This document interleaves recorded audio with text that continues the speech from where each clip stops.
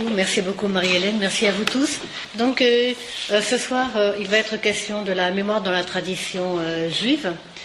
Et vous vous rendez bien compte que le sujet est très vaste et on ne va pouvoir en évoquer que quelques pistes. Quand il est question de mémoire, il est question d'histoire et souvent d'un récit. Et peut-être est-ce justement dans l'articulation du souvenir à l'histoire que se loge une des grandes originalités du judaïsme, et c'est ce que nous allons tenter de voir ce soir. Alors la mémoire, c'est le souvenir d'un passé, et plus exactement c'est la représentation d'un événement du passé qui normalement a existé, mais il existe aussi des souvenirs d'un passé qui n'a pas existé, qui a été construit. Ainsi la psychologie montre que nombre d'enfants ont des mémoires qui n'ont pas pu vivre, car cette mémoire-là a été en fait construite, volontairement ou involontairement, par l'entourage. La Bible est une série de livres dont bon nombre sont des récits. Ainsi, la Torah stricto sensu est un livre d'histoire, un récit chronologique qui s'étale de la création du monde et de l'Adam jusqu'à la mort de Moïse, l'arrivée de Josué à la tête des fils d'Israël. Alors, je ne vais pas traiter ici de la question de savoir si ces récits bibliques sont historiquement validés ou pas, parce que ce serait un faux débat.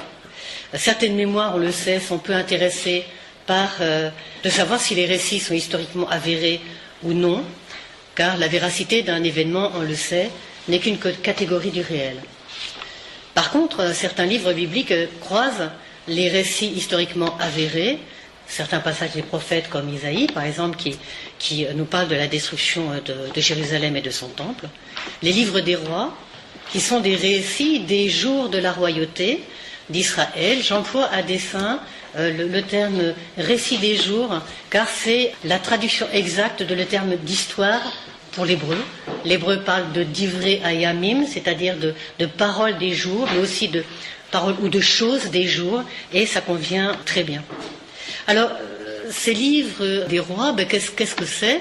Eh bien, ce sont des chroniques qui sont écrites par des scribes de cour, à l'instar des scribes royaux du Moyen-Âge.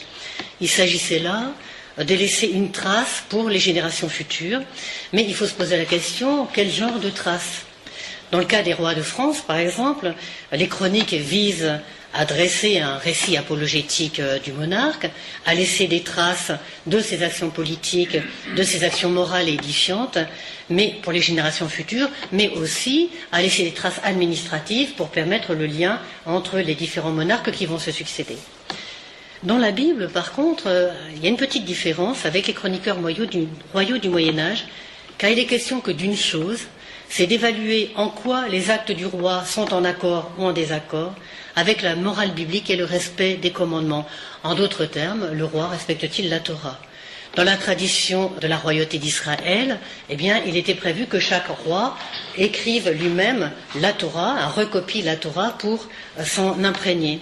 Le récit des chroniques bibliques va évaluer donc l'écart, et pour certains cas le gouffre, entre les principes de la loi donnée par Dieu à Moïse sur le Sinaï et la réalité des actes politiques du monarque.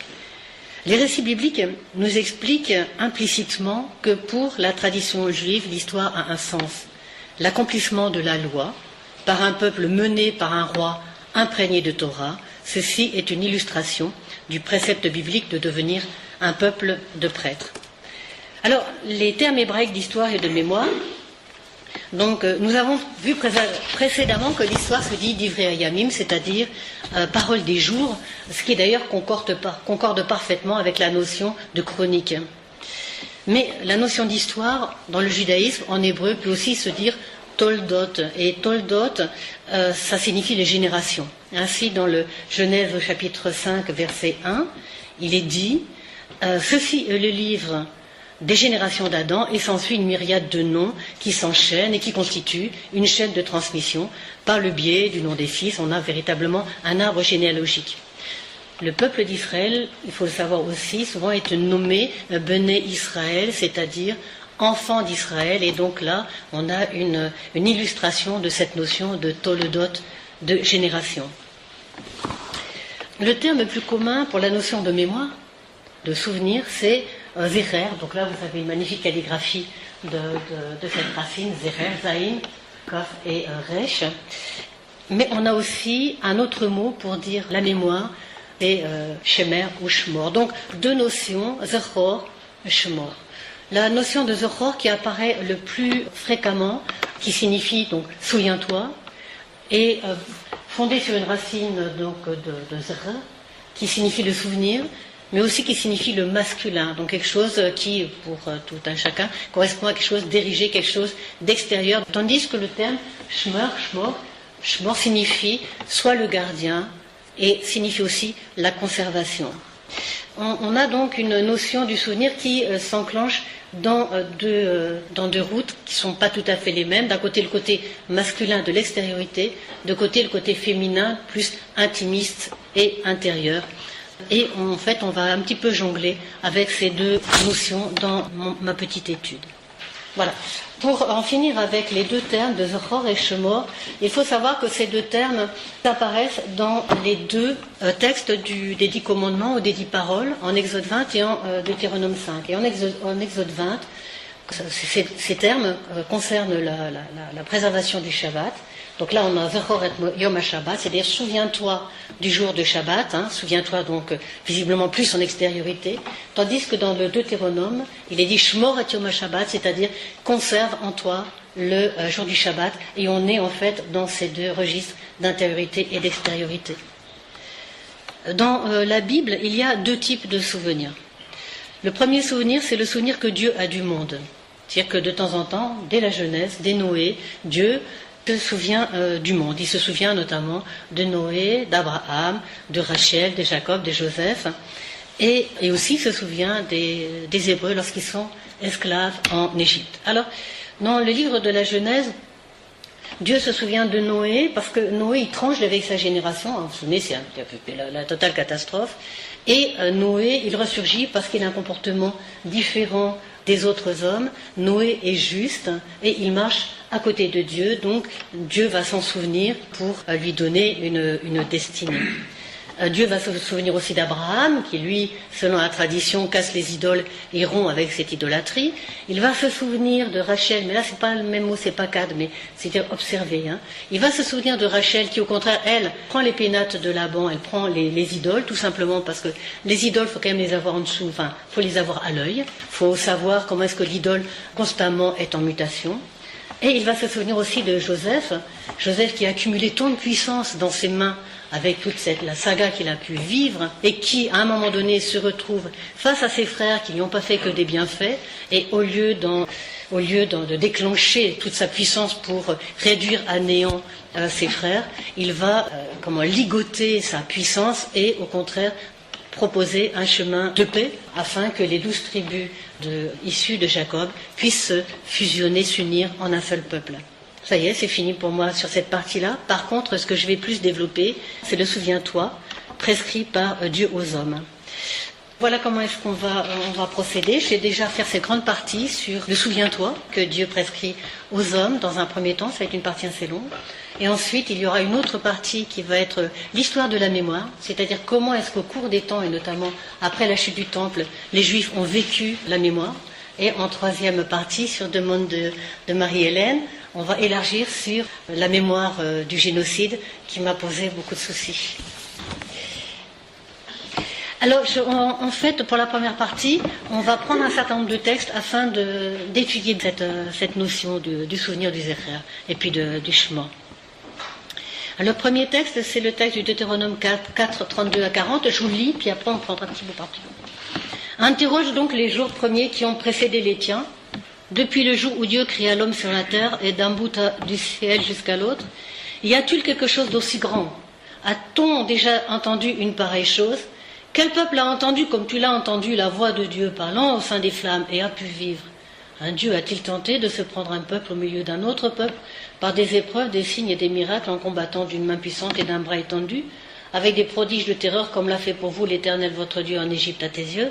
Et toi, tu as été initié à cette connaissance que l'Éternel seul est Dieu et qu'il n'en est point d'autre. Et tu conserveras ces lois et ces commandements que je te prescris aujourd'hui, afin que tu sois heureux, toi et tes enfants après toi, et afin que ton existence se prolonge sur cette terre que l'Éternel Dieu te donne à perpétuité. Alors, le premier bout de ce texte, la première partie, interroge donc les jours premiers qui ont précédé les tiens, depuis le jour où Dieu créa l'homme sur la terre et d'un bout du ciel jusqu'à l'autre. Alors, ce texte, il commence par une injonction qui s'adresse à l'individu, on est dans le tutoiement, l'injonction d'interroger l'histoire, d'interroger les jours anciens, d'interroger même les jours premiers. Rishon, c'est le terme en hébreu, Rishon, ça veut dire premier, mais ça veut dire aussi les jours de principe. Donc les principes, l'histoire doit être aussi une étude de principe. C'est intéressant parce que l'histoire, elle est présentée comme devant faire l'objet d'un travail intellectuel. Le texte nous propose aussi une limitation du champ de l'histoire, parce qu'on nous dit que l'interrogation doit se porter à partir de la création de l'Adam, c'est-à-dire à partir du 6e jour au soir. En deçà de cet instant de l'acte créateur de l'Adam, il n'est pas requis, il n'est même pas demandé à l'homme de s'interroger. Pourquoi ? Eh bien parce que tout ce qui précède ce moment de la création de l'homme ne doit pas être source d'interrogation, car il touche au mystère de Dieu. Et là, on retrouve cette notion du tétragramme, c'est-à-dire l'indicible divin et la séparation du divin d'avec l'humanité. Ensuite, on continue le texte. Y a-t-il eu quelque chose d'aussi grand? A-t-on déjà entendu une pareille chose? Quel peuple a entendu, comme tu l'as entendu, la voix de Dieu parlant du sein de la flamme et a pu vivre? Un Dieu a-t-il tenté de se prendre un peuple au milieu d'un autre peuple par des miracles, des signes, des épreuves, en combattant d'une main puissante et d'un bras étendu, avec les prodiges de terreur, comme l'a fait pour vous l'Éternel en Égypte, à tes yeux? Alors quel peuple a entendu la voix? Quel peuple a vu les flammes? Là on a deux sens qui sont sollicités. Israël, c'est un peuple témoin, il est considéré comme peuple témoin, témoin par l'ouïe, témoin par la vue, témoin des œuvres divines. Et on a un double aspect du témoignage, visuel et auditif, qui fait référence aux deux Torotes, aux deux Torahs, c'est-à-dire la Torah écrite, c'est-à-dire le Pentateuque, les 5 premiers livres, mais aussi la Torah orale, c'est-à-dire toute la compilation des interprétations qui vont se superposer depuis Moïse jusque maintenant. Donc on est et dans la Torah écrite et dans cette Torah orale qui va former le Talmud. Alors, l'interrogation des jours anciens te rend témoin de la création de l'homme et de la révélation. Donc là, il est fait allusion à l'élection d'un peuple au milieu d'un peuple, qui fait référence à cette sorte d'accouchement du peuple par le biais du passage de la mer Rouge, de la naissance d'Israël. Et cette naissance se réfère non pas à des temps mythiques, mais à des temps considérés comme historiques, avec un avant de l'histoire et un après de l'histoire. Ce témoignage double constate que Dieu intervient dans l'histoire. Il est intervenu par la création de l'Adam et il est intervenu par la sortie d'Égypte.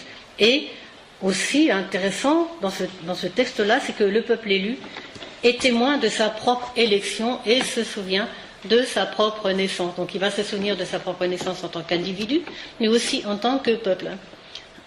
Donc le témoignage de ce peuple élu porte non pas sur l'essence divine, qu'il est assez interdit d'approcher, mais sur l'action de Dieu dans l'histoire, de la création de l'homme à la création du peuple d'Israël, lors de la sortie de l'esclavage, et l'accès de ce peuple à la condition de l'homme libre, attesté par l'acceptation du ligotage des actions et des pensées de ces hommes, par le biais de la Torah, de la loi des 613 commandements, ces lois qui forment l'alliance.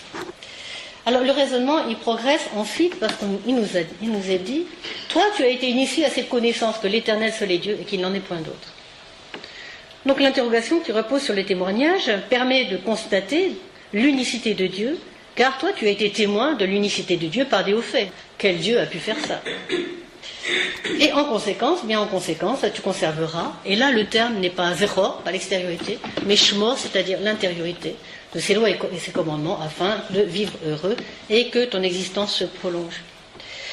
Donc tu seras le conservateur des lois divines, c'est l'alliance, et être le gardien va signifier une certaine intériorité et aussi certainement une transmission au fils. Parce que qu'est-ce qu'on transmet aux enfants?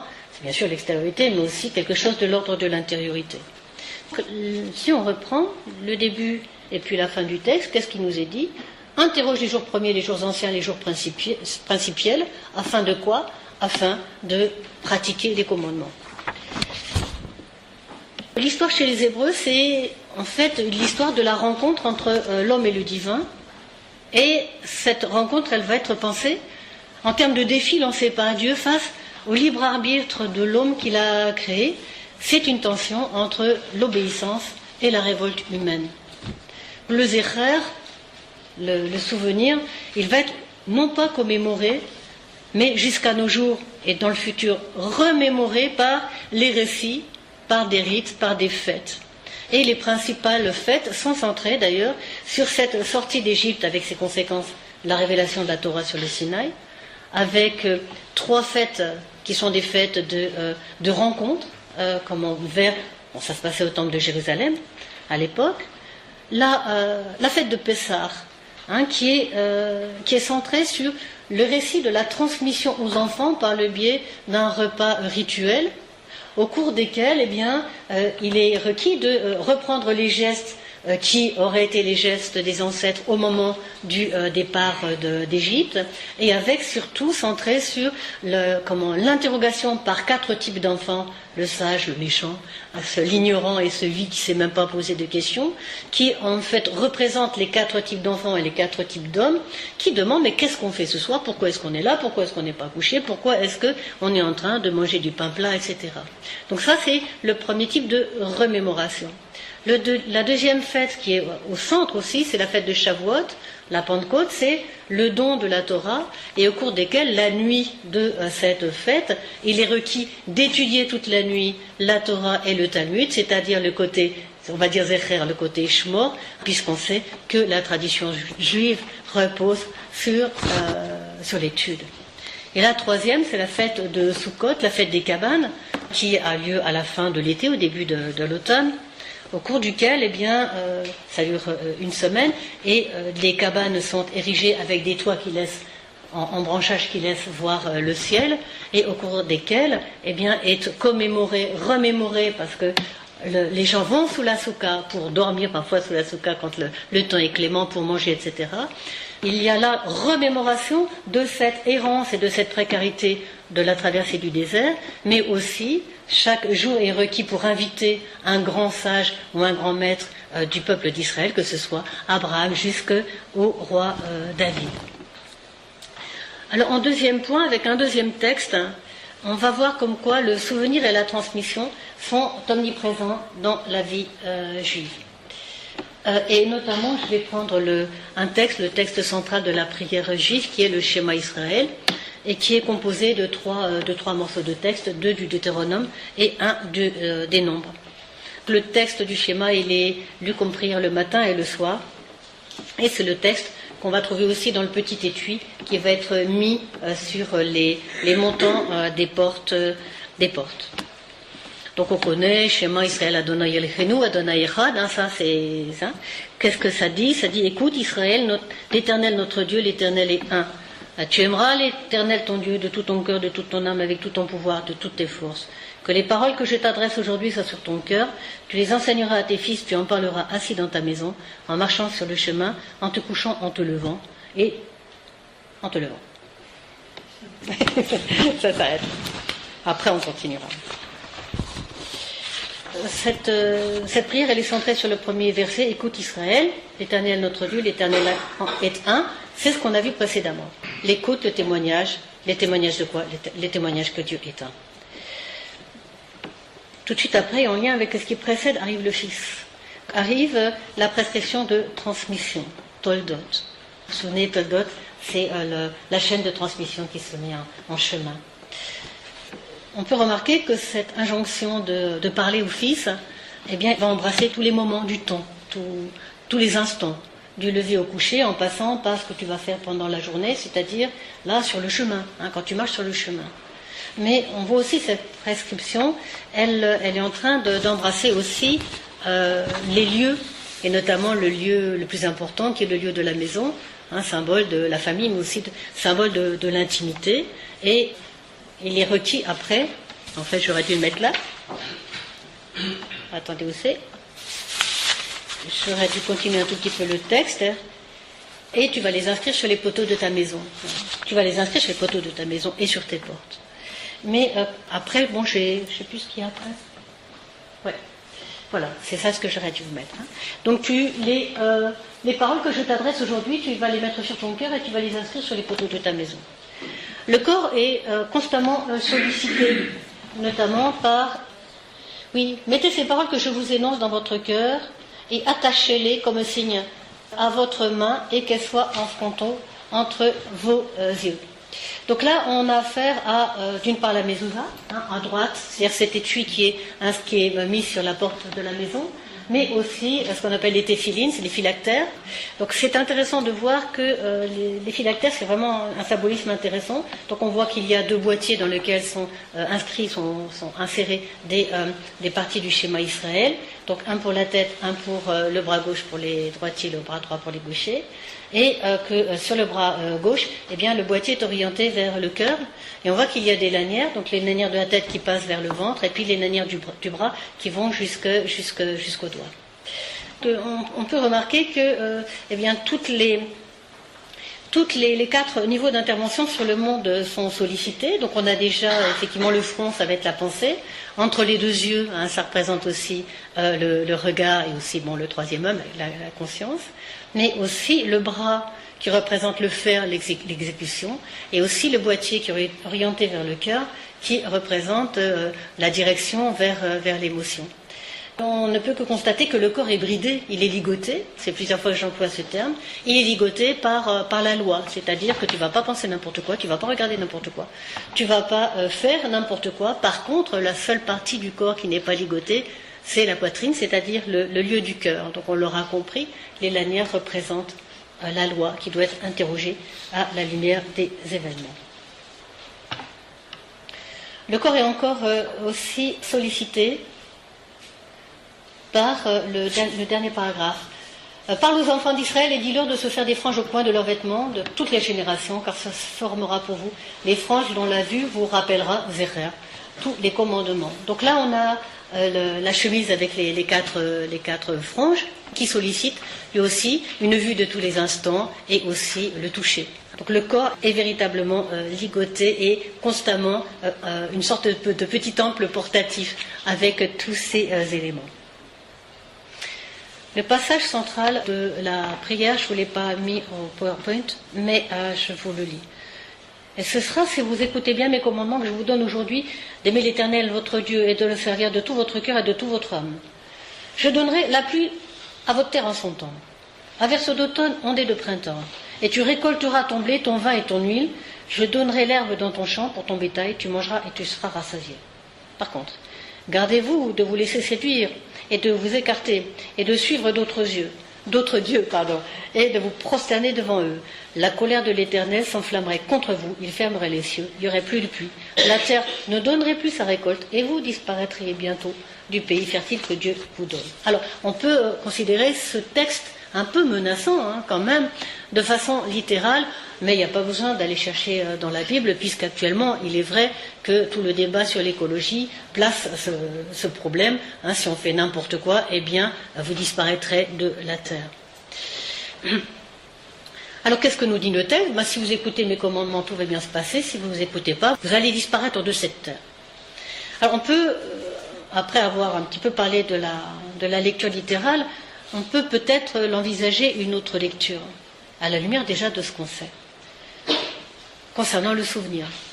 La Torah, disent les sages, c'est la nourriture. Sans farine, il n'y a pas de Torah, dit Rabbi Eliezer dans le Talmud au traité Avot au chapitre 3. Car si on n'a rien à manger, comment s'occuper de Torah ? Et sans Torah, pas de discernement.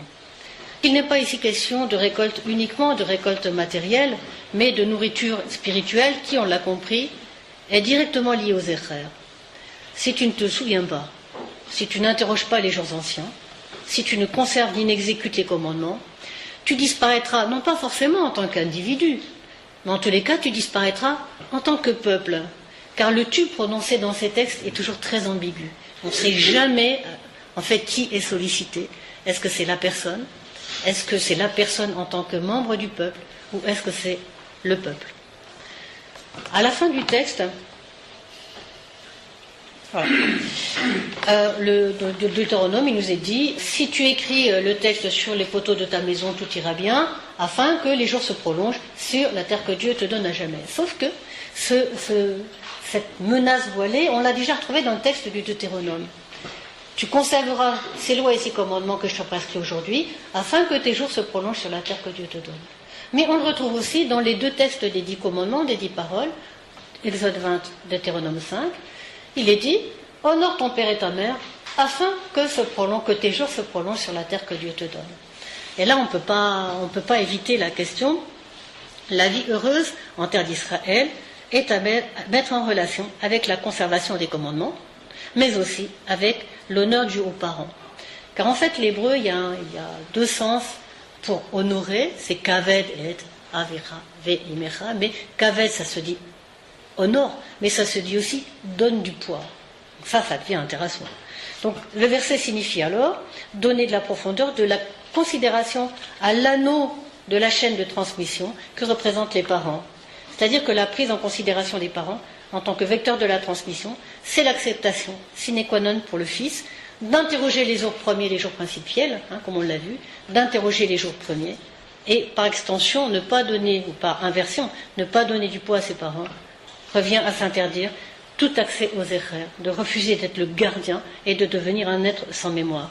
Donc, transgresser cette prescription de rompre la chaîne du souvenir par le biais des parents, mais de rompre toute la chaîne du souvenir, c'est disparaître en tant qu'individu, certes, mais en tant que membre du peuple, et par extension, mettre en danger le peuple, et on va voir tout à l'heure, c'est ce qui va arriver au XIXe siècle.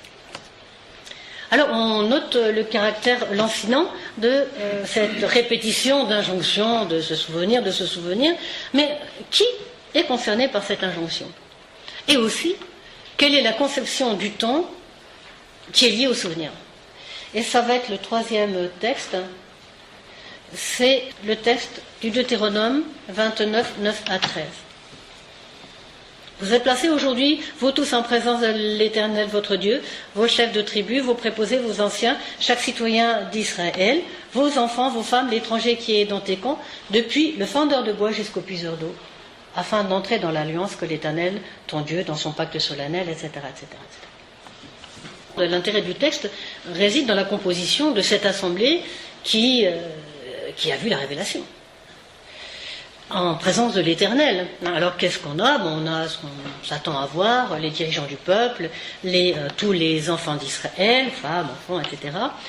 L'étranger qui est à côté de toi, et les personnes humbles, le fendeur de bois et jusqu'au puiseur d'eau. Mais on se demande pourquoi est-ce qu'on nous parle du fendeur de bois jusqu'au puiseur d'eau?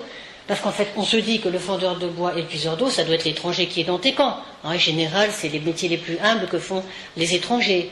Et puis comme avant, on nous a dit que tout Israël était là, que l'étranger était là, qu'est-ce que c'est que cette histoire de fendeur de bois jusqu'au puiseur d'eau? Vous vous souvenez, en fait, on le retrouve dans le livre de Josué.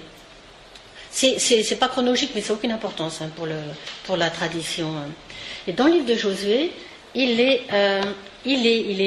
dit qu'à un moment donné, les armées de Josué avancent, et puis ont victoire sur victoire, et qu'il y a un peuple qui a peur, il va être combattu par des armées qui sont victorieuses, et il utilise une ruse, c'est-à-dire qu'ils sont en train de se déguiser en migrants venant de très loin, ils s'habillent avec des haillons, ils prennent du pain rassis, et ils vont se présenter à Josué en disant, ben voilà, on a entendu parler des hauts faits de Dieu, de votre Dieu, et on vient vous trouver pour être avec vous, à côté de vous, et acceptez-nous s'il vous plaît. Et Josué accepte. Puis après, bien, la ruse a été dévoilée, et donc ça crée une petite tension quand même. Et donc il a été décidé de ne pas les combattre, puisqu'ils ont demandé protection, mais par contre de les mettre dans de punir un petit peu, dans une situation économique beaucoup plus très humble, et qui sont les fendeurs de bois et les puiseurs d'eau. Alors là, c'est intéressant. Donc j'ai parlé des Gabaonites. Donc là, ça devient intéressant, parce que qu'est-ce qu'on a en fait placé devant Dieu aujourd'hui? Donc on a les enfants d'Israël, on a l'étranger, à l'époque c'était les Égyptiens qui étaient partis avec le peuple d'Israël. Donc on a l'étranger qui est à côté de toi, donc qui veut vivre à côté de toi, et on a des peuples, un peuple là, qui veut vivre à côté de toi. Donc en fait, qui est placé devant Dieu au moment de la révélation? C'est en fait un universalisme le plus total, c'est-à-dire le peuple d'Israël, plus les gens qui souhaitent, plus les peuples qui souhaitent se rapprocher du peuple d'Israël. Bien sûr, parce qu'ils le veulent, attendez, je suis perdue. Voilà. Sont présents donc tout le monde, tous deviennent témoins, ceux du moins qui le veulent, puisque le judaïsme n'est pas prosélyte. Mais le texte continue en Deutéronome. Voilà. Juste après. Ce n'est pas avec vous seuls que j'institue cette alliance et ce pacte, mais avec ceux qui sont aujourd'hui placés avec nous, en présence de l'Éternel notre Dieu, et avec ceux qui ne sont pas aujourd'hui à côté de nous. On constate un effacement entre le passé, le présent et le futur, puisque ont été présents au mont Sinaï, eh bien les Hébreux d'hier, mais aussi d'aujourd'hui et aussi de demain, accompagnés des étrangers d'hier, des étrangers d'aujourd'hui, des étrangers de demain qui veulent vivre avec le peuple d'Israël, et aussi les peuples d'hier, d'aujourd'hui et de demain qui veulent vivre à côté du peuple d'Israël. En quelques mots, est évoquée la chaîne de transmission garante de la perpétuation du peuple et dans son ouverture aux nations. Le message du monothéisme juif étant proposé et non imposé aux nations. Donc notre génération, la génération juive, peut et doit se faire prévaloir de la sortie d'Égypte et du don de la Torah. Et là, nous rejoignons de façon élargie. Le premier texte de notre étude interroge les jours anciens, les jours premiers. Le dernier texte que je voulais voir avec vous, c'est la pierre comme mémorial. Là, on est dans le livre de Josué, au chapitre 4. Et donc Josué va passer le Jourdain pour entrer en terre d'Israël, et derrière lui, il y a tout le peuple. Il est dit: passez devant l'arche de l'Éternel votre Dieu, entrez dans le Jourdain et ramassez-y chacun une pierre qu'il chargera sur son épaule, nombre égal à celui des tribus d'Israël, afin que ce soit un monument au milieu de vous. Et lorsqu'un jour vos enfants ils vous demanderont: que signifient pour vous ces pierres? Vous leur direz: c'est que les eaux du Jourdain se sont séparées devant l'arche d'alliance du Seigneur, et qu'à son entrée dans le Jourdain, le fleuve divisa ses eaux, et ces pierres doivent en rappeler à jamais le souvenir, Zikaron, Zecher, aux enfants d'Israël. Bon, c'est intéressant la pierre comme mémorial, parce que la pierre en hébreu, pierre ça se dit even, et even ça se divise en deux mots, av et ven, ben, c'est comme en espagnol, le v, le b, c'est la même lettre. Even, la pierre, c'est le lien entre le père et le fils. La pierre en elle-même, c'est le symbole du lien de la transmission. Mais il y a aussi autre chose qui est intéressant dans ce texte, c'est la symétrie. C'est quand même bizarre parce qu'on retrouve, on a déjà entendu parler ces histoires d'eaux qui se sont séparées. Les eaux qui se sont séparées, c'est la mer Rouge. 40 ans plus tard, on a une sorte de remake des eaux qui se séparent dans le Jourdain. Mais on a aussi une autre symétrie au niveau de l'histoire, c'est l'histoire des pierres. Vous savez, quand Jacob fuit devant son frère Esav, qui veut le tuer, eh bien, il fuit, et puis le soir venu, il prend des pierres, et puis il le met comme un coussin, et puis il s'allonge, il dort, et puis là, c'est là où il a le rêve avec l'échelle, et puis les petits anges qui montent, et puis qui descendent. Mais le lendemain, on ne parle plus de plusieurs pierres, on ne parle que d'une pierre. Et là, eh ben, les rabbins, ils disent, bah oui, pendant la nuit, qu'est-ce qu'on fait? Ces 12 pierres, 12 tribus, elles se sont unies en un seul peuple. Et là, on a la même référence, vous prenez chacun une pierre et vous la mettez en tas. Donc les 12 pierres représentant les 12 tribus qui forment le peuple. Alors, cette répétition en symétrie des événements, ça prélude de la conception de l'histoire véhiculée par les Juifs, les Hébreux, dans la période post-biblique, c'est-à-dire être persuadé que l'histoire, elle était déjà écrite. Et j'en arrive au deuxième point. Le deuxième point, c'est l'histoire de la mémoire. L'histoire de la mémoire juive. Alors cette partie de la conférence, elle repose sur le livre de Yosef Chaim Yerushalmi qui s'intitule Zachor, c'est-à-dire souviens-toi. Il est à la médiathèque, à Carnegie exactement. En fait, il nous parle du rapport au souvenir. Et comment est-ce que ce Zecher, ce rapport au souvenir, a évolué au cours de l'histoire, depuis la chute du temple jusqu'à aujourd'hui. Alors, le judaïsme post-biblique, on le sait, a été confronté à une sorte d'énorme séisme qui a mis en danger la survie du peuple avec la destruction du deuxième temple par les armées de Titus en 70. Parce que la vie des Hébreux, elle était orientée et totalement centrée sur la vie du temple et les rites du temple et le service du temple. Et très logiquement, les Hébreux, le peuple hébreu, aurait dû disparaître. Mais on a étudié précédemment, notamment le texte de Shema, Israël, où en fait là tout est centré sur la transmission du père au fils, et les rabbins ont été conscients que s'ils ne jouaient pas la carte du souvenir, étant donné que tout était détruit par l'invasion romaine, eh bien c'en était terminé pour eux. C'est par cette perduration du souvenir que le peuple juif a perduré. En lançant une année de sages et de rabbins, se tient à Yavne avec la permission des autorités romaines, et cette assemblée va complètement réorganiser le judaïsme. En fait, il tente de sauver les meubles, il va fixer définitivement le canon biblique, il va réorganiser ce qui pouvait subsister face à l'occupation romaine, et il va fixer le calendrier juif, et il va fixer la lecture du corpus biblique qui va se faire non pas en 1 an mais en 3 ans à l'époque, dans des maisons d'études et de prières qui sont l'ancêtre des synagogues. Donc ce qui est important de voir, c'est que le livre va remplacer le temple. L'histoire d'Israël va dorénavant s'inscrire dans les Écritures saintes. La littérature rabbinique, d'après la chute du temple, elle n'est pas du tout historique. La mise par écrit de la tradition orale s'est faite très rapidement parce que c'était aussi un gage de perduration du peuple, c'est-à-dire que les interprétations elles étaient faites par voie orale, mais avec l'occupation romaine, tout devient compliqué. Et les rabbins se rendent compte qu'il va falloir écrire cette tradition orale, et Yehuda Hanassi va parcourir la Palestine et Babylone, et il va collecter toutes les interprétations qu'il peut trouver des sages et des rabbins. Il va très très vite, en équipe bien sûr, compiler cette première strate d'interprétation orale, qui est la première strate du Talmud, qu'on appelle la Mishnah, et c'est fait en très vite en 200, l'affaire est bouclée. La Mishnah, elle est close.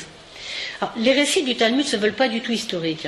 Quand on lit le Talmud, Titus serait mort à cause d'un moustique, et oui, les méchants finissent toujours par périr, et Adam aurait enseigné la Torah, ce qui est complètement anachronique.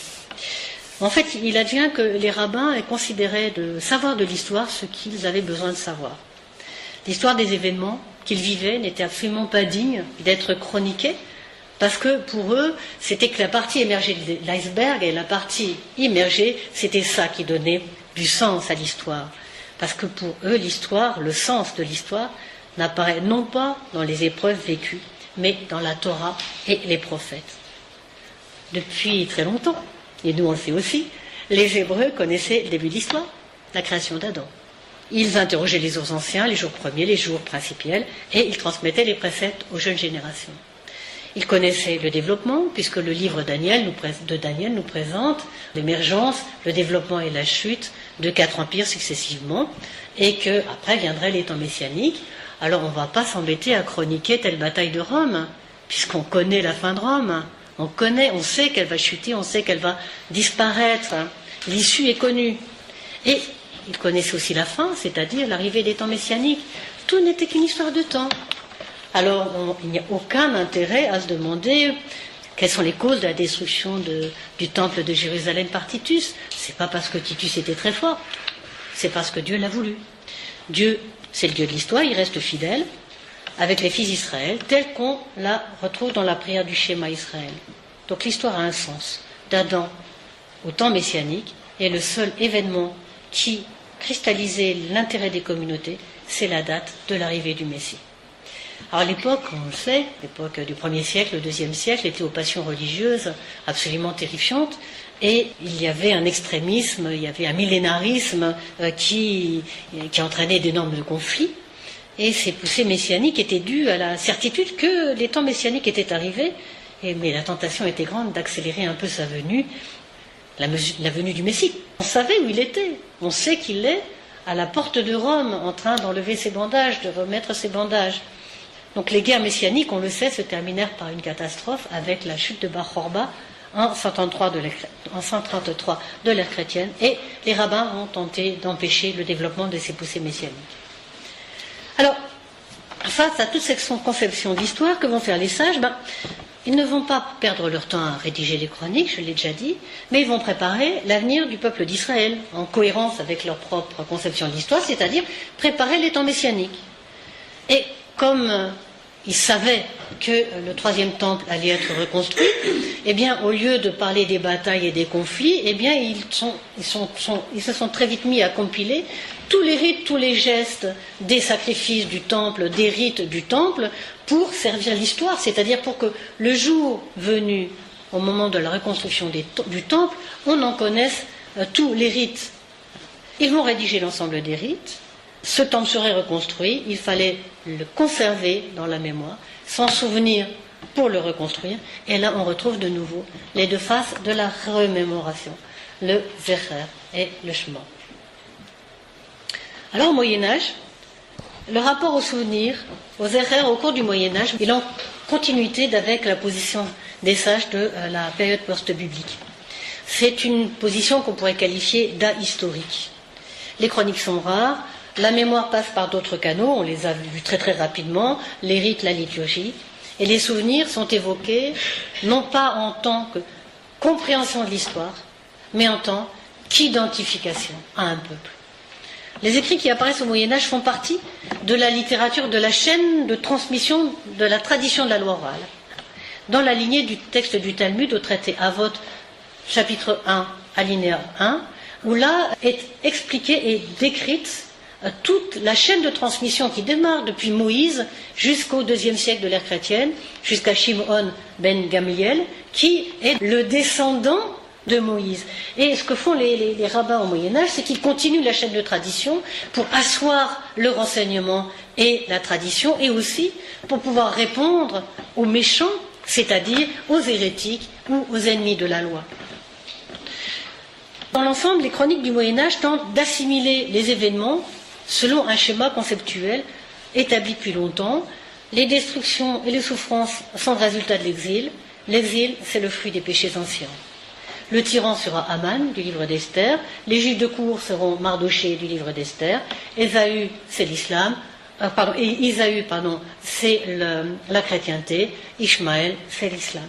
Les guerres contre la Perse et Byzance, les invasions mongoles, les invasions ottomanes sont perçues comme le conflit de Gog, qui est roi de Magog. De même d'ailleurs qu'au XIXe siècle, chez les communautés chassidiques de la Pologne, l'aventure napoléonienne, l'épopée napoléonienne a été aussi comprise comme la guerre de Gog, roi de Magog.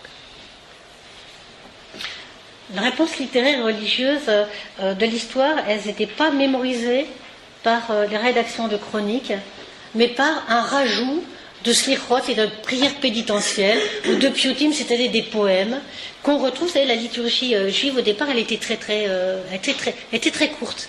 Et puis, on voit s'accumuler, différemment selon les communautés, des prières pénitentielles. Et on sait que ces prières correspondent à un événement tragique, mais on ne connaît plus l'événement tragique. On sait qu'il a existé quelque chose qui n'a pas été mémorisé en tant qu'événement, mais en tant que prière et de lamentation. Au XVIe siècle, tout change. En fait, rien change. Le XVIe siècle, c'est un traumatisme terrible. C'est l'expulsion des Juifs d'Espagne, 1492. Les Juifs ont affronté une situation jusque-là totalement inouïe. Ils sont chassés de la totalité du continent européen. Ils ont peur de disparaître. La conversion ne les protège plus, tout comme en 1940. Les conversos, même devenus chrétiens depuis 3 ou 4 générations, continuent à être traqués par l'Inquisition, qui en fait cherche à éradiquer la moindre trace du judaïsme, la moindre trace du nom NOM, du nom juif. Selon le fantasme de l'époque, la nature juive n'est pas soluble dans la conversion. C'est-à-dire qu'on en arrive à un essentialisme, c'est-à-dire qu'on en arrive à un antisémitisme avant la lettre. Excusez-moi. Par contre, un certain nombre d'intellectuels juifs, ils vivaient en Italie, c'était le lieu de la Renaissance, et ils ont eu accès à des chroniques. Et ils ont aussi eu accès à une certaine modernité. Ils ont commencé à se demander si un certain nombre de faits historiques étaient bien le fait du Tout-Puissant, ou si il n'y avait pas quelque chose de l'ordre de l'immanence et de l'ordre du rapport entre les nations et puis le peuple d'Israël. Notamment, il y a un livre d'un certain Ibn Berga qui va analyser en profondeur, de manière très moderne pour l'époque, l'expulsion d'Espagne, mais peu de lecteurs virent le sérieux et la nouveauté d'un tel ouvrage. Donc il y a eu une floraison de textes historiques suite à l'expulsion des Juifs d'Espagne, mais en fait, ils n'ont pas eu de lecteurs. Et même les auteurs eux-mêmes, quand ils écrivent leur introduction au livre, ils s'excusent. Excusez-moi, cher lecteur, moi qui vais prendre votre temps précieux qui normalement devrait être occupé à l'étude de la Torah, de vous distraire avec mes petites historiettes. Mais enfin, si vous êtes un petit peu dans l'insomnie et puis que vous voulez vous distraire, lisez-moi. Donc ces auteurs ne vont pas percer. Parce que ces auteurs aussi craignent de rentrer en contradiction avec la tradition.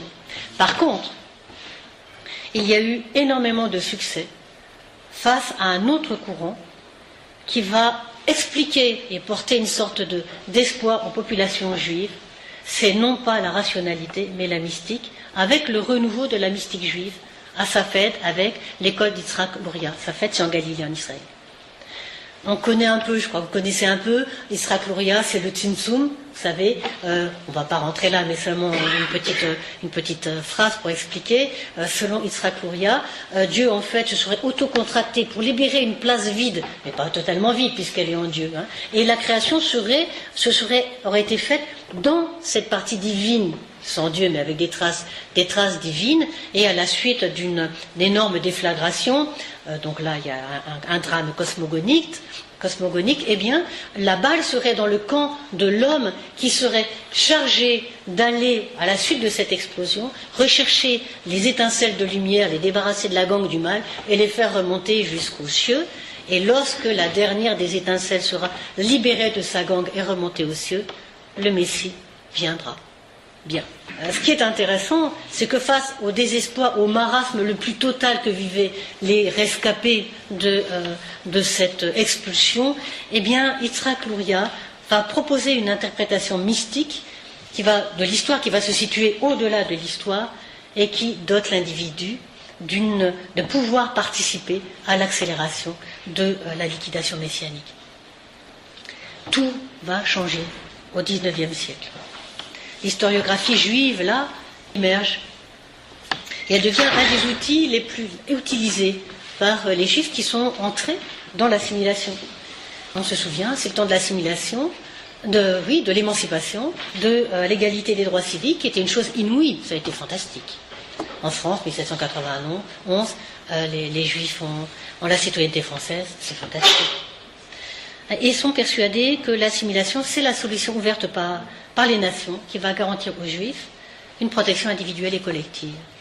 C'était L'Europe exige des Juifs de ne plus se définir comme un peuple de religion, mais comme une population hors critères religieux. Et donc un certain nombre de Juifs bien, vont se éloigner de la tradition. Et en fait, la rupture, elle se situe avec le manifeste de Wolf en 1822. Alors Wolf, il appartient au courant historico-critique, vous vous souvenez, à ce courant très très moderne pour l'époque, qui, à l'aide des linguistes, etc., tronçonne, on va dire, la Torah en petits morceaux et disent, bon, ce passage-là, il appartient à la tradition élohiste, celle-là à la tradition yaviste, etc. Et donc, la Torah perd de son unité, et c'est un choc pour les Juifs qui étaient restés dans la tradition. Parce qu'il s'opère là un retournement qui a été totalement destructeur. Pour la première fois, l'histoire, à part entière, ne doit plus justifier de son utilité. L'histoire, elle va toute seule. Elle ne se réfère plus à la tradition. Par contre, l'histoire exige du judaïsme de prouver sa validité, en se justifiant lui-même. Cette rupture va entraîner plus d'assimilation, plus de détachement de la tradition juive, qui est due aux effets de l'assimilation, mais aussi à l'effondrement de la transmission, justement. L'histoire devient donc la foi des Juifs perdus, l'histoire s'érige en juge du judaïsme, et il va y avoir un ébranlement de la tradition. Mais un certain nombre d'intellectuels ont été particulièrement conscients de ce danger, notamment Franz Rosenzweig, qui, à la veille de sa conversion, il est allé écouter le fils de Kippour et il a senti qu'il fallait qu'il reste dans cette tradition. Et il a compris qu'il fallait qu'il devienne un anneau de cette chaîne de transmission. Dans son livre, l'étoile de la rédemption, il soutient que par l'observance d'une foi intemporelle, les Juifs se sont placés dans une position de mise à l'écart du flux historique. De même, Franz Kafka, qui est un écrivain de langue allemande, il était très assimilé brusquement, vers la trentaine, il s'est tourné vers la tradition, et notamment vers la tradition chassidique, qu'il considérait comme au fondement de la tradition juive, les chassidim étant ce courant piétiste d'Europe de l'Est du XVIIIe et du XIXe siècle. Voilà pour l'histoire de la mémoire. Donc on a compris qu'avec l'assimilation, eh bien, un nombre de juifs sont partis vers les études de l'histoire telles que les nations le proposent. Et Marie-Hélène, tu m'as demandé d'ouvrir sur la mémoire du génocide, et ça m'a posé bien des soucis. Donc j'ai intitulé ce dernier point, la mémoire du génocide et ses spécificités juives, point d'interrogation. On va régler tout de suite le problème de la spécificité juive parce qu'elle est évidente. La singularité de la mémoire juive concernant le génocide, c'est que l'immense majorité des juifs ashkénazes sont des descendants des victimes qui portent en eux, on n'est quand même pas encore si éloigné de cet événement, ils portent en eux le souvenir direct des angoisses de leur famille mutilée, sinon détruite, des angoisses des cauchemars des parents. Ils sont touchés dans leur chair. Israël a subi un génocide, ça ne s'oublie pas. Donc voilà.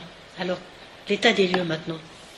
D'un côté, la quasi-totalité des Juifs qui étaient fidèles à la tradition en 1939, qui étaient fidèles aux Zérer tels qu'on l'a développé auparavant, ont été assassinés. 99% des Juifs polonais ont été exterminés. La quasi-totalité du racisme hongrois, c'est-à-dire le racisme, les Juifs des campagnes ont été raflés en quelques semaines. Tout ce racisme a été exterminé, c'est eux qui portaient le Zécher. En d'autres termes, le judaïsme traditionnel européen est sorti, que dire, exsangue, moribond, mort, tout ce que vous voulez, de la guerre. Le yiddish est devenu une langue sans peuple. Bien, c'est le marasme. D'un autre côté, la majorité des survivants, descendants des rescapés ou non, ashkénazes ou séfarades, la majorité de cette population est de nos jours assimilée ou relativement assimilée à la culture occidentale et au rationalisme occidental. Et pour la majorité de ces juifs, eh bien, la mémoire du génocide passe par des canaux sensiblement similaires à la mémoire non juive de l'événement, c'est-à-dire que la mémoire est issue de l'historiographie, alors que le Zécher, on l'a vu, est indépendant de l'historiographie. Alors je me permets de poser le prédicat suivant. La différence de traitement de la question de la mémoire en ce qui concerne le génocide, me semble-t-il, passe non pas par une distinction mémoire juive, mémoire non juive, mais par la distance de l'individu et du collectif, par la distance de chacun face aux erreurs, c'est-à-dire face à la mémoire telle que nous l'avons dégagée précédemment. Donc, en conséquence, on va étudier dans deux thèmes suivants. Le premier thème, quelles sont les caractéristiques de la mémoire du génocide chez les personnes éloignées du Zécher, et quelle mémoire possible du génocide peut encore exprimer le Zécher. Il faut que je vous dise qu'on n'est pas forcément d'un côté ou de l'autre, on peut participer aux deux mémoires. La mémoire du génocide selon l'historiographie, c'est-à-dire selon la modernité, selon la rationalité de l'histoire. On dit souvent que la Shoah est un événement en particulier unique. En fait, c'est un peu curieux parce que chaque événement est unique, en fait. Mais il est quand même vraiment unique. La première caractéristique, mais tout ça, vous le savez, je passe rapidement, le génocide a été perpétré dans cette Europe des Lumières et en opposition radicale avec ses principes. Donc on a affaire à une sorte de chancre qui est foncièrement inquiétant pour nous, on sait. Deuxièmement, la spécificité des moyens techniques, c'est-à-dire que tout ce qui a été mis en œuvre, les prouesses techniques, qui étaient perçues comme une avancée au XIXe siècle, déjà on commençait à s'en méfier. Après les massacres de masse de la Première Guerre mondiale, mais après le génocide, c'est l'effroi qui nous saisit, c'est-à-dire que le progrès n'est plus du tout garant du bien-être et d'avancée morale. Et pour la première fois, le génie humain, le processus industriel, la logistique, tout le dernier cri, a été utilisé à des fins de mort, avec l'objectif comment augmenter le rendement, comment augmenter l'efficacité. Tout cela, c'est logique, fut mené par des technocrates dont les yeux furent rivés sur des tableaux statistiques. Ça, c'est très rationnel. Mais ce qui est aussi effrayant, c'est la totale irrationalité de cet événement. Aller chercher des gens à 3 ou 4 000 kilomètres de là, les ramener en Pologne pour les tuer, c'est totalement irrationnel. Ce qui est aussi tout à fait irrationnel, c'est que quand les nazis sont en train de perdre la guerre, privilégier la mise à disposition des transports à des fins génocidaires, alors que les transports auraient pu être utilisés à l'acheminement de troupes et l'acheminement d'armes, c'est totalement irrationnel. On est complètement dans la passion. On va revenir juste après. La singularité de l'événement, au dire de certains, c'est qu'il a touché ce peuple-là, le peuple juif. Évidemment, ça met un peu mal à l'aise. Donc il faut s'expliquer là-dessus. Il ne s'agit pas d'évoquer une quelconque supériorité de ce peuple sur un autre peuple ou de ces hommes vis-à-vis d'autres hommes, pas du tout. Il s'agit de parler de ce que signifie la notion d'élection. L'élection, elle ne porte pas sur la qualité intrinsèque des hommes en tant qu'individus ou en tant qu'ethnie, mais sur la nature du message véhiculé. C'est tout. La singularité de cet événement, c'est que le judaïsme est aussi à la source du christianisme et de l'islam, parlant surtout de l'Occident. Le christianisme pourrait-il survivre à la destruction du judaïsme? Je ne dis pas que l'Europe est juive, l'Europe elle est chrétienne. Le projet nazi, ça a été d'éradiquer le principe du non-juif, NOM, le principe du non-juif, c'est-à-dire d'éradiquer ce peuple qui est fondé sur le zecher, le souvenir, c'est-à-dire il en arrive à éradiquer le souvenir, à instaurer l'oubli, c'est-à-dire le lien aux jours anciens. C'est de cela dont il retourne. Alors quels sont les outils privilégiés de la mémoire du génocide? Eh bien, la caractéristique, c'est le recueil massif des témoignages, qui est d'ailleurs une réponse à l'absence d'archives, puisque les nazis ont tenté de masquer, d'effacer leurs traces. Alors, ces témoignages, ils ont été dans un premier temps recueillis par des gens, par des petites associations, des gens qui se rendent compte qu'à côté d'eux, il y a une personne qui vieillit, qui a vécu quelque chose d'extraordinaire, qu'on n'a pas vraiment de traces d'archives, et pouf, ça a commencé par les bandes magnétiques dans les années 70, après les cassettes audio, et puis après la caméra. Et aussi par une énorme association qui a énormément de moyens, qui a été la fondation Spielberg, qui a en 5 ans et demi recueilli 52 000 témoignages. C'était aussi bien des témoignages de rescapés, d'enfants cachés, mais aussi des témoignages de tziganes. Donc c'est très intéressant. Par contre, il y a une date qui est incontournable, c'est 1985, avec la parution de Shoah de Claude Lanzmann. Lanzmann dit: j'ai véritablement refait le chemin des Juifs de la Shoah, leur dernier chemin. Les protagonistes du film sont ceux qui ont été témoins directs de leurs derniers instants, aussi bien les survivants juifs des commandos spéciaux que les bourreaux. J'ai cherché à abolir toute distance entre le passé et le présent pour que le spectateur revive la Shoah dans une sorte d'intemporalité. Le problème pour Lanzmann, c'est l'indicible. À l'indicible, il n'y a pas de mots. Mais Lanzmann, nous dit-il, a trouvé un signe pour dire l'indicible qui n'a pas de mots. Le signe pour lui, qui peut résumer ces assassinats, c'est, souvenez-vous, le signe que fait le conducteur de la locomotive qui passe sa tête par la tête de la locomotive et qui fait glisser son pouce sur sa trachée artère. Alors, ces témoignages font appel à une énorme émotivité, tant de la part du témoin que de la part de celui qui reçoit ce témoignage. Et le problème de ces témoignages, c'est l'utilisation de ces supports à des fins mémorielles et à des fins pédagogiques.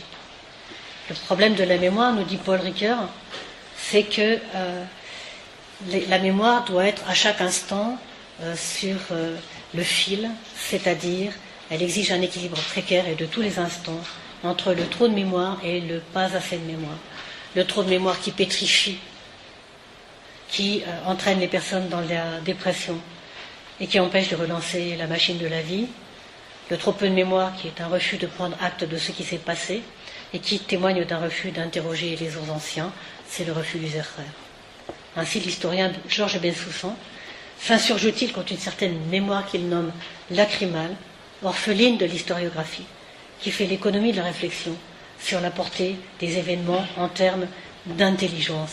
Car la mémoire lacrymale, dit-il, ne doit pas être une mémoire d'identification.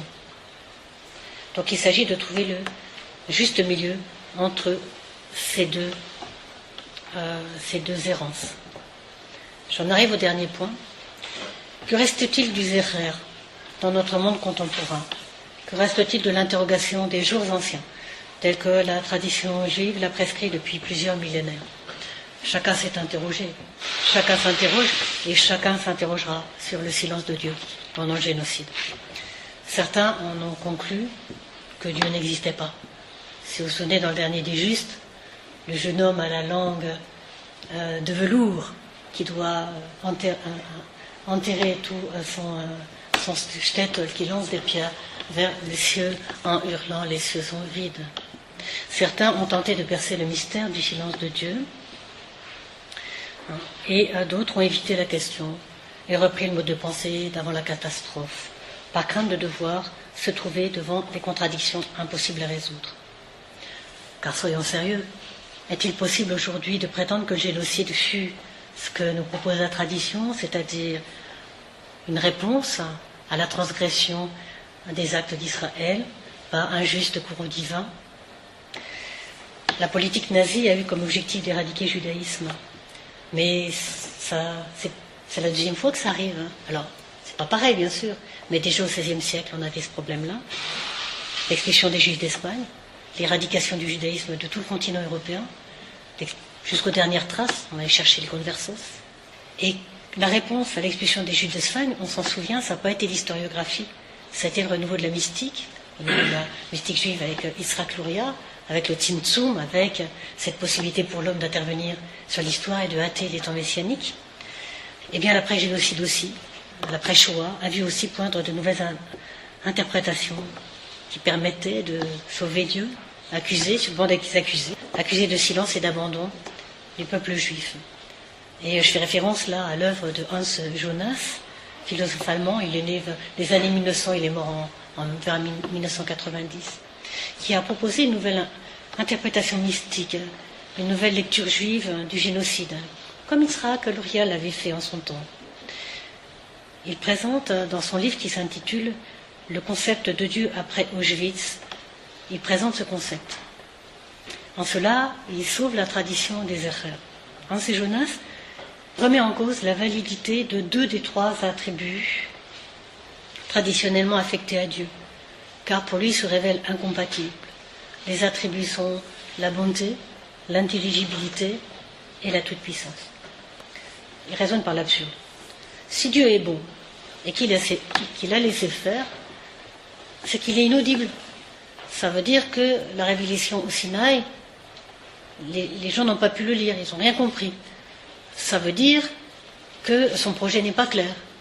Donc si son projet n'est pas clair, c'est qu'il n'a pas de souci, il n'est pas beau. Donc Hans Jonas réfute ce postulat. Après, il s'occupe de la puissance. Il s'occupe déjà de la toute-puissance, mais c'est fait en une phrase. Réfléchissons. Si un être est tout-puissant, c'est qu'en face, il n'y a rien. Sinon, l'autre chose exercerait sa puissance, même si c'est un objet. Donc la toute-puissance, c'est impossible. Mais il va plus loin. Il dit, si Dieu possède la puissance, pas la toute-puissance, mais la puissance, et qu'il n'est pas intervenu, s'il a laissé faire, eh bien, on serait quand même dans quelqu'un qui serait un petit peu pervers. Il réfute. Donc Dieu n'est pas tout-puissant. Les seuls miracles du temps du génocide, on le sait, furent d'origine humaine émanant de juste, plus de mains puissantes, plus de bras étendus. L'ultime puissance divine, selon Hans Jonas, c'est cette lumière divine laissée en l'homme comme trace, créature formée à l'image de Dieu. Hein, vous savez, Dieu, comment qu'il forme l'homme, à sa forme et à son image. Selon Jonas, la création, dans ce lieu de rétractation de Dieu en lui-même, il reprend la théorie du Tzimtzum, en tant que partie intégrant la divinité, intérieure à la divinité. Hans Jonas dit, l'homme influe sur la divinité elle-même. Dieu s'est dépouillé et il a confié ses prérogatives à l'homme Il a confié à l'homme de terminer sa création. Il est question ici du Shabbat de Dieu, qui n'est pas une grosse sieste, mais qui est un arrêt de la création, puisque Dieu s'est déchargé sur l'homme de la finition de la création. C'est le fameux pourfaire de Genèse 2:3. Alors Hans Jonas caractérise Dieu par de nouveaux attributs. Pour lui, Dieu est en devenir, il est affecté par sa création, il n'est pas immuable, il est comme modelé par l'évolution de la création. C'est ainsi que Hans Jonas définit l'immortalité de l'homme, car l'homme affecte Dieu. On n'entend plus? Ah, il fallait me le dire avant. Faut pas que je reprenne quand même. D'autre part, Dieu se met en danger puisqu'il a confié son sort au fini. Alors voici les nouveaux attributs de Dieu selon Jonas. Dieu est bon, Dieu est soucieux, Dieu étant en devenir est aussi en danger, et Dieu est impuissant. Selon Hans Jonas, il ne faut plus rien attendre de la main forte du bras étendu, vu que Dieu n'a pratiquement plus de puissance. Il ne nous reste plus que les injonctions faites par Dieu aux hommes et à la réception de cette lumière divine que Hans Jonas nomme l'appel aux âmes. C'est donc aux hommes de sauver Dieu. Que reste-t-il de la puissance de Dieu? Mais est-ce une puissance? C'est une lumière, un appel aux âmes, une loi proposée aux hommes. Je vous remercie.